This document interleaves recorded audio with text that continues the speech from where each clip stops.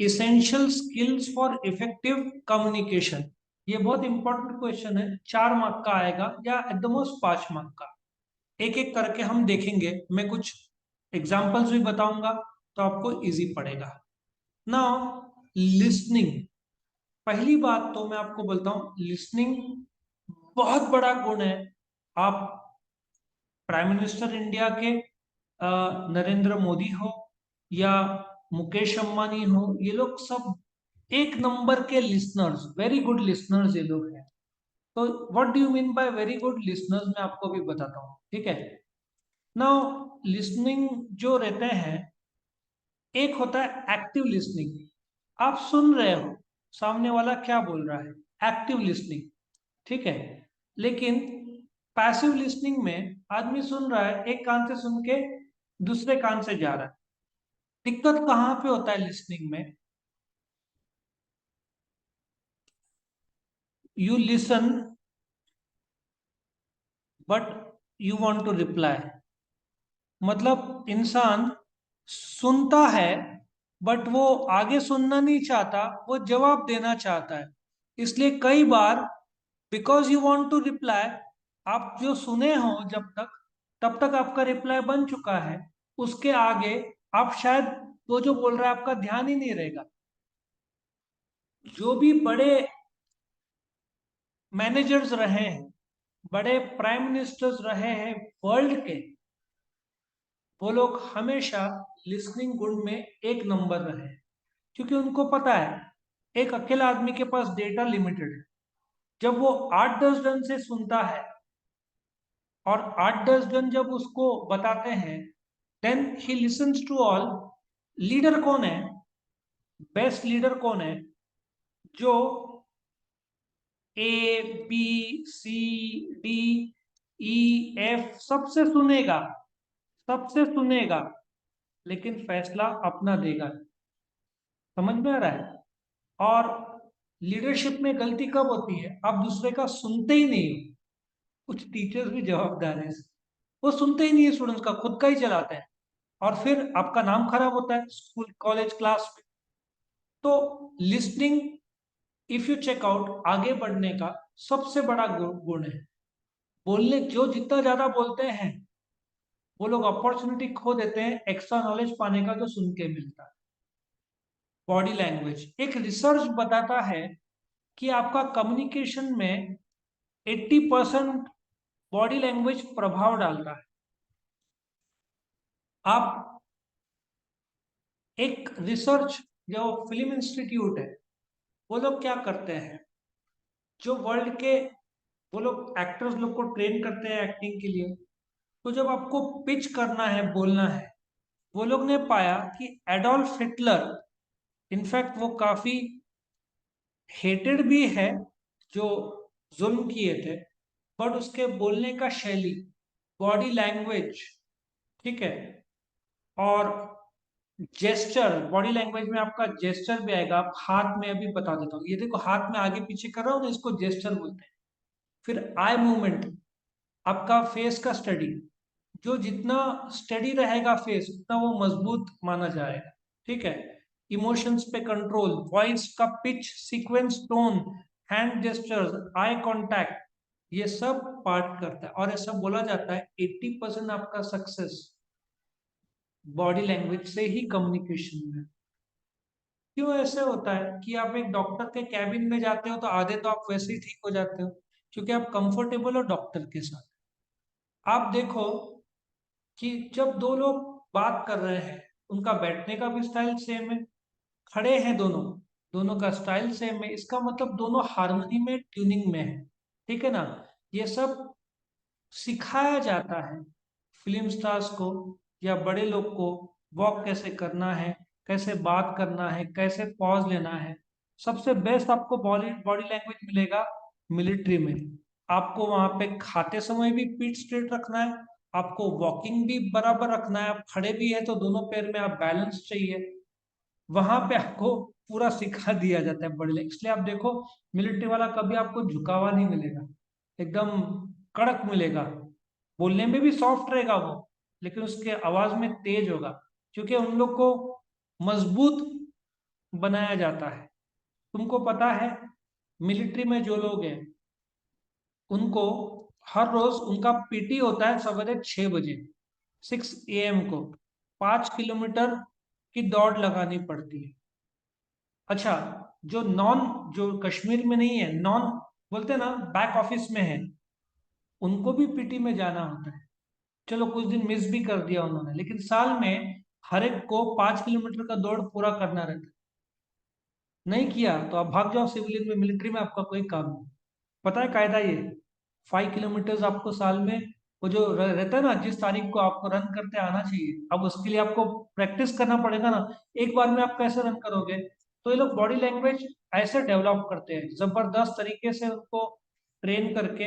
इसलिए तो आपका मिलिट्री कुछ भी हो, सबसे पहले किसको बुलाते हैं? मिलिट्री को। Body language. और आप क्रिकेट मैच में भी देखो, जीतने वाली टीम का बॉडी लैंग्वेज बहुत मजबूत रहेगा, हारने वाली टीम का देखो झुका हुआ रहेगा। जीतने वाली टीम एकदम मजबूत और स्ट्रेट बैक, स्ट्रेट और एकदम कॉन्फिडेंट होगी। आप बहुत हद तक बॉडी लैंग्वेज से पता चल जाता है आदमी हारा हुआ है क्या, लड़ने के लिए अभी भी तैयार है। कई बार झगड़े बॉडी लैंग्वेज पर भी होते हैं। खुन्नस में क्यों देखा भाई, देखा ऐसे देख रहा था, ऐसे भी हो जाते हैं। सो जो बॉडी लैंग्वेज है, it contribute 80% to the communication माना। Clear and concise. मैंने कई बार नोट किया है कि आप जब कम्युनिकेशन करते हो, कुछ लोग हैवी वर्ड्स यूज करते हैं कि चलो इंग्लिश बताने के लिए, बट उससे नुकसान ही ज्यादा होता है। क्योंकि दूसरा वाला तुरंत अपने आप को लो फील करता है, उससे जेलसी क्रिएट होता है। कीप वर्ड सिंपल, कम से कम कम्युनिकेशन। अब जैसे स्टूडेंट्स भी कभी कभार एक क्वेश्चन पूछने के लिए, ठीक है, आप जैसे कि यही चैप्टर का सपोजिटली ये 5वां क्वेश्चन, सर एक क्वेश्चन है, एक चैप्टर है, इसमें एक टॉपिक है कम्युनिकेशन का, फिर मैं पूछूंगा कौन सा कम्युनिकेशन, तो पूरा चैप्टर है। वो बोलेगा कुछ तो इफेक्टिव कम्युनिकेशन, उसमें कौन सा एसेंशियल स्किल, उसके बजाय क्लियर। ये कौन सा चैप्टर है, नंबर बोलो। चैप्टर नंबर 11 है ये। Sir chapter number 11 page number 137 में ये जो क्वेश्चन है, essential skills for effective communication, हो गया ना। Keep it short simple and sweet, simple सा है। और कई बार अ, जो whether in person, telephone, email, ये सब जगह ओवर लोग लिख देते हैं।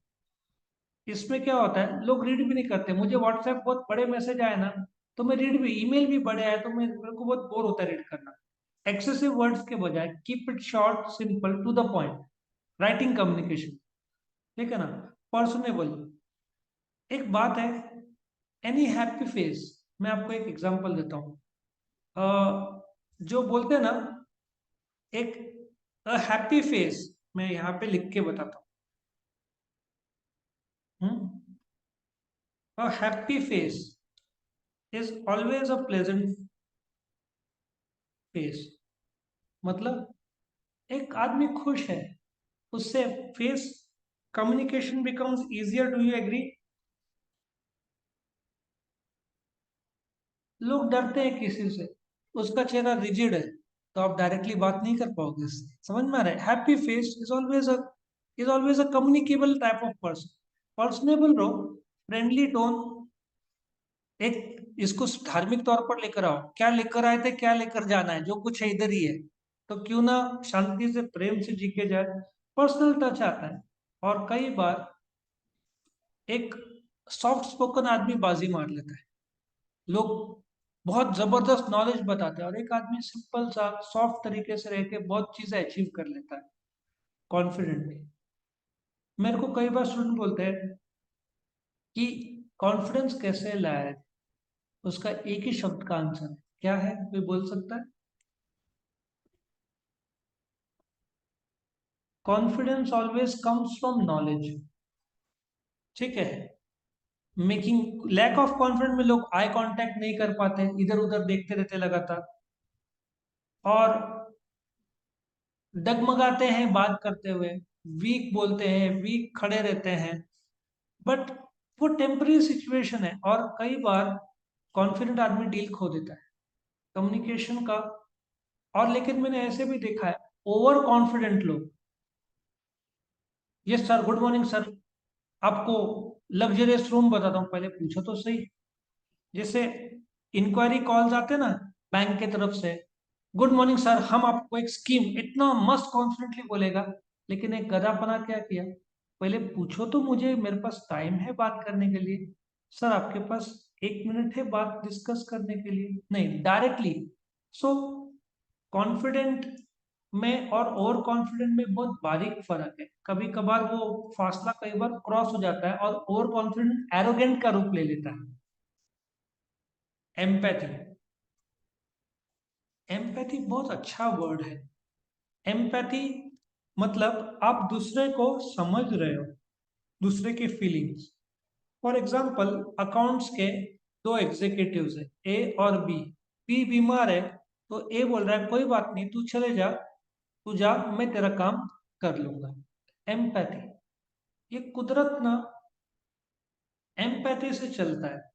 लोग जब दूसरों को अप्रोप्रिएट शब्द, एक्शन, लेकिन कभी कभार बिजनेस कम्युनिकेशन में इसका क्या रेलेवेंस?